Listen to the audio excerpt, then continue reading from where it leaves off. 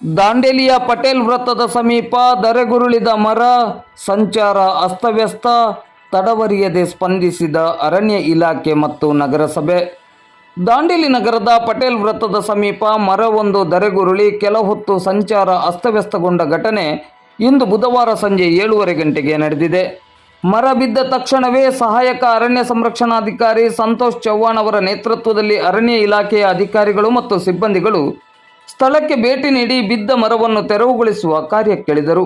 ಈ ಸಂದರ್ಭದಲ್ಲಿ ತೆರವಿಗೆ ಸಾರ್ವಜನಿಕರು ಕೂಡ ಸಹಕರಿಸಿದರು. ಮರ ಬಿದ್ದು ಸಂಚಾರ ಅಸ್ತವ್ಯಸ್ತಗೊಂಡ ಮಾಹಿತಿಯನ್ನು ಪಡೆದ ಪೌರಾಯುಕ್ತರಾದ RS ಪವಾರ್ ಅವರು ನಗರಸಭೆಯ JCBಯನ್ನು ಕಳುಹಿಸಿ ಸಂಪೂರ್ಣ ತೆರವುಗೊಳಿಸಲು ಸಹಕರಿಸಿದರು.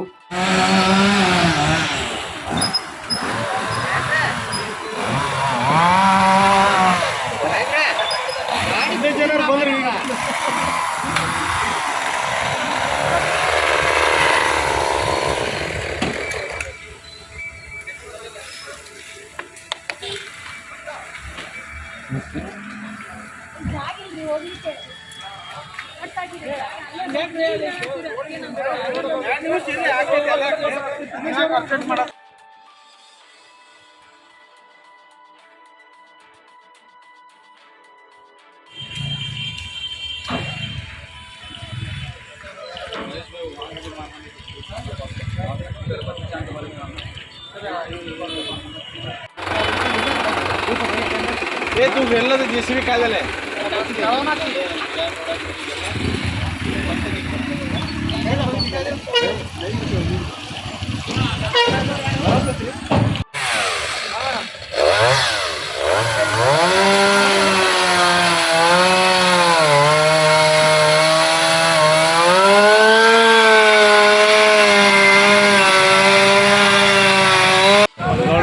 गौडप्पा